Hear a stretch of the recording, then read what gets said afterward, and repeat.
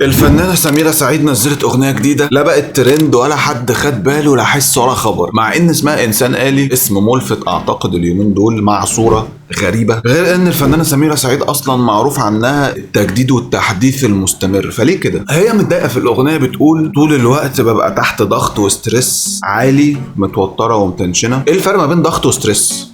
الله اعلم، والله نفس المعنى. ما علينا. بتقول بعد كده ما بقتش احس باي لحظه حلوه عايشه فيها مالي، انسان آلي اتحولت انا. طب ما هو ده متناقض مع اللي فات، ازاي عندي ضغط وستريس وانسان آلي في نفس الوقت؟ هو في انسان آلي بيبقى عنده ضغط وستريس؟ ما علينا. بنخش على السينيو. يا هفوق دلوقتي حالا وانقذ نفسي من كل اللي انا فيه واشوف مشاكلي ايه، يا اما هنتهي. هي هنا قصدها حاجه مختلفه، وده اللي عاجبني. متعودين ان الانسان مشكلته في الغالب بتبقى في الكسل، ما بيعملش الشغل اللي عليه كويس، بيلعب اكتر ما بيشتغل. هنا هي بتتكلم في العكس، واضح ان هي بتشتغل كتير. بتقول عماله شايل نفسي حاجات فوق طاقتي وبقيت انسان آلي وضغط وستريس. هي عايزه تلعب واضح. فلو انت اتشجعت للشغل وانت بتسمع الاغنيه بما انها اغنيه حماسيه، يبقى انت فهمتها غلط، والمفروض تتحمس للعب. ده اللي وصلني، وده حلو. زي ما في ناس بتعاني من الكسل، في ناس بتشتغل زياده عن اللزوم، عاوزينهم يهدوا على نفسهم شويه علشان نتبسط كلنا. طبعا اصوات المزيكا الكترونيه جدا وده منطقي. اغنيه اسمها انسان آلي، وفي صوت بيرد على سميرة سعيد نفس الرد كل مره، اللي هو ده لايق على صوتها وعلى الاغنيه. عجباني المزيكا عموما، لايقه على ستايل سميرة سعيد والعرب الغريبه اللي هي بتعملها، اللي هي الحاجات دي.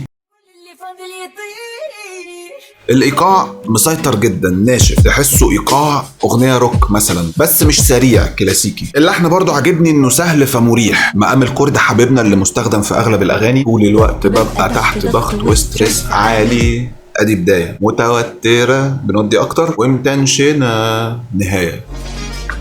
موضوع بسيط.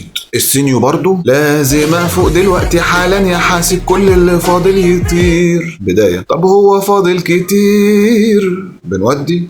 ايوه فاضل كتير، بننهي. بس طبعا اعلى شويه من الكوبليه علشان يبقى حماسي اكتر، عشان عايزين نحل المشكله. وعاجبني طب هو فاضل كتير، ايوه فاضل كتير.